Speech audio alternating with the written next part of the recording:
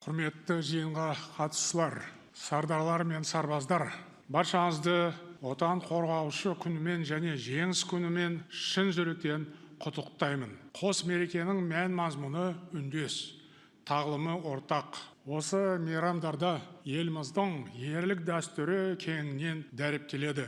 Біз бұл күндері жұртымызға қорған болып жүрген ерлерге құрмет көрсетеміз. Сондай-ақ сұрапыл соғыста отан үшін от кешкен батырлардың рухына тағзым етеміз. Қазақ шекарасын ақ найзаның ұшымен, ақ білектің күшімен бекемдеген қаһарман халық, ер жүрек ұлт. Батыр бабаларымыз ел тағдыры сынға түскен сәтте бір тудың астына жиналған. Бірлігін нығайтып, жұртын жаудан қорғаған. Байтақ даланы көздің қарашығындай сақтап, ұрпаққа аманат еткен. Осы аманатқа адал болу біздің қастерлі борышымыз. Бір тұтас Қазақстан халқы мұны жақсы түсінеді. Наурыз айындағы конституциялық реформа соның айқын дәлелі. Саяси науқан кезінде біз ең алдымен өскелең ұрпақ алдындағы жауапкершілікті терең сезіне отырып, тарихи таңдауымызды жасадық. Бәріміз бір ел болып, жаңа конституцияны қабылдадық. Мұны ұлт болашағына тікелей ықпал ететін аса маңызды шешім десек қате болмайды. Конституция мемлекеттігіміз бен егемендігіміздің мызғымас кепілі. Бас құжатта халқымыздың мүддесі, мақсат мұраты мен бірегей құндылықтары көрініс тапты. Жаңа ата заңда егемендік пен тәуелсіздікті қорғау, азаматтардың құқықтары мен бостандықтарын сақтау, халқымыздың әл-ауқатын арттыру, бірлігін күшейту бұл жұмыс қағидат ретінде айқындалды. Адам капиталын, білім ғылымды, инновацияны дамыту мемлекет қызметінің стратегиялық бағыты ретінде бекітілді. Осылайша біз заң мен тәртіп үстемдік құратын, баршаға бірдей мүмкіндік берілетін, әділетті, қуатты, өркениетті мемлекет құру жолына бет алдық.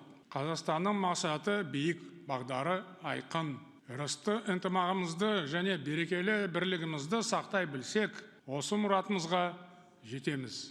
Біз егемен ел ретінде қарулы күштерімізге зор сенім артамыз. Бүгінде Қазақстанның айбынды армиясы батыр бабалардың даңқты жолын лайықты жалғастырып келеді.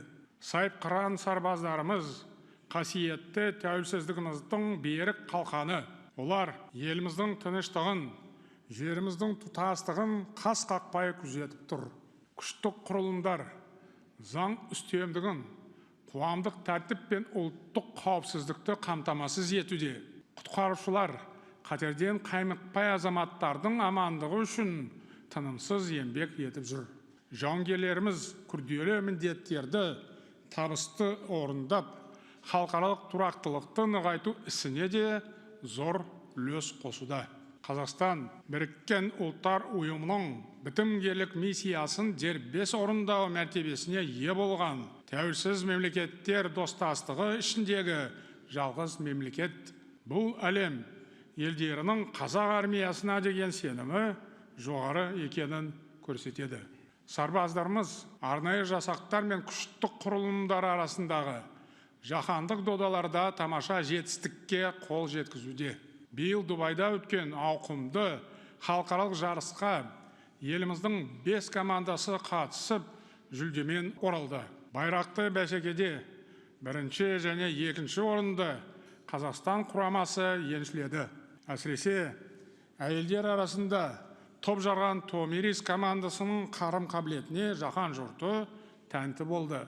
Мұның бәрі де рухы мықты, қажыр қайраты мол, отан алдындағы антқа адал сарбаздарымыздың ерен еңбегінің жемісі екені айқын. Мемлекет осындай айбынды жауынгерлерімізді қашанда қолдайды. Бұл ең алдымен ел мүддесі үшін, яғни ұлтымыздың келешегі үшін аса маңызды міндет.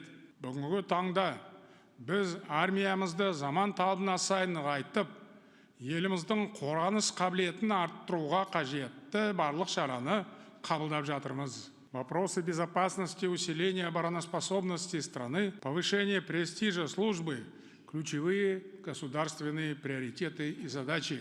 В последние годы приняты комплексные меры поддержки военнослужащих, сотрудников правоохранительных специальных органов. В частности, запущены ипотечные программы, проведено поэтапное повышение заработной платы, расширен социальный пакет. Особое внимание уделяется омоложению и укреплению кадрового состава силовых структур. Мною было поручено стимулировать лучших выпускников военных учебных заведений.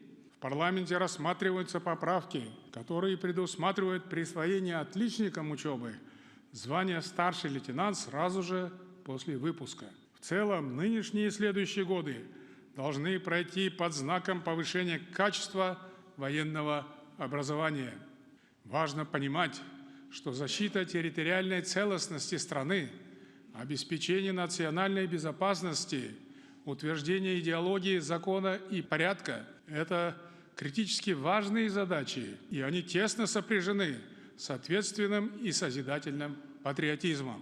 Мы должны строить и укреплять общество, где нет места правовому нигилизму, где ценят и чтут настоящих, а не мифических или мнимых героев прошлого и нашего времени. Нравственным ориентиром для молодежи должны быть люди чести и долга, посвятившие свой труд во всех сферах общественной жизни, делу служения своей стране и своему народу.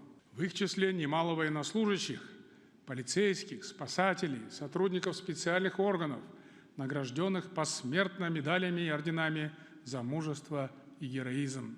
По моей инициативе их имена присваиваются улицам и различным учреждениям. Этот же подход будет применен в отношении ведомственных наград. Одной из первых станет медаль имени капитана полиции Газиза Байтасова, погибшего 15 лет назад при задержании террориста-смертника.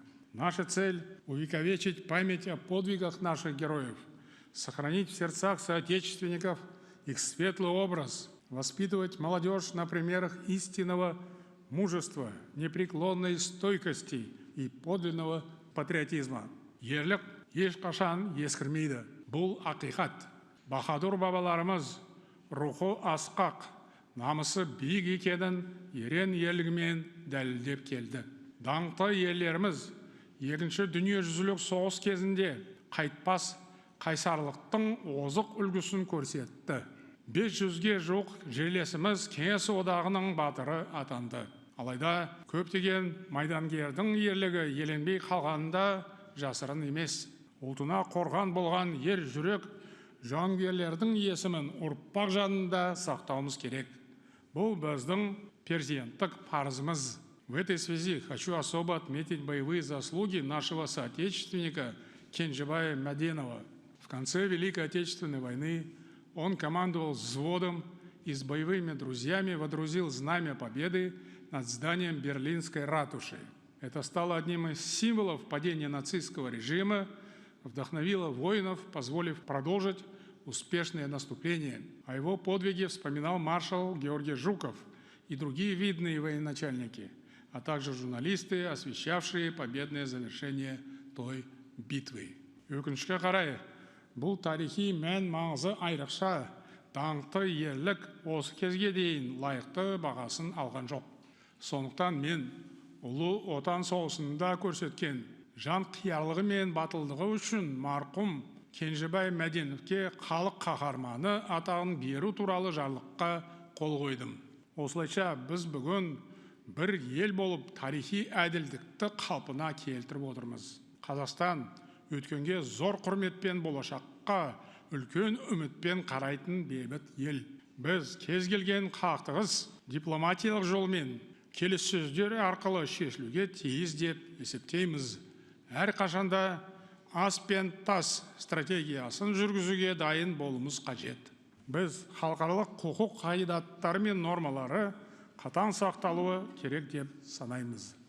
Қазақстан әлемнің барлық елмен достық қарым-қатынасын нығайта береді. Осы мызғымас ұстанымдар жаңа ата заңымызда нақты айқындалды. Бірақ бұл қамсыз отыру қажет деген сөз емес. Еліміз түрлі сын қатердің алдын алуға және кез келген қауіпке төтеп беруге дайын болуға тиіс. Сондықтан мемлекетіміздің қорғаныс қабілетін күшейтіп, әскерімізді ең бірінші кезекте технологиялық тұрғыдан жаңғырта беруіміз қажет. Бұл қазіргі тұрақсыз, құбылмалы заманның талабы. Соны ескере отырып, ең алдымен қарулы күштерімізді және әскери мекемелерімізді түбегейлі реформалау керек. Бұл стратегиялық маңызы зор міндет. Оны созбай 2 жыл ішінде орындау қажет. Құрметті жиынға қатысушылар, халқымызда батыр ел үшін туады деген сөз бар. Елге қорған болу ең абыройлы қызмет. Нағыз патриот азамат үшін бұдан асқан мәртебе жоқ. Күштік құрылым қызметкерлерінің күнделікті табанды еңбегі ел үшін жасалған ерлік екені сөзсіз. Сіздер әрқайсыңыз сертке берік болып, отан алдындағы міндеттеріңізді мінсіз орындап жүрсіздер. Мен мемлекет басшысы және жоғары бас қолбасшы ретінде баршаңызға шынайы ризашылығымды білдіремін. Бүгін сіздерге әскери атақ пен сыныптық шен беру туралы тиісті жарлыққа қол қойдым. Бұған қоса бір қатар азаматты жоғары мемлекеттік наградымен марапаттау туралы шешім қабылдадым. Баршаңызға құтты болсын. Өскелең ұрпақ сіздерге қарап бой түзейді. Туған елге адал болуды үйренеді. Сіздер жастарға үлгі болып, жол көрсетіп, әрдайым ұлт мүддесіне қызмет ете бересіздер деп сенемін. Айбынды армиямыздың абыройы арта берсін.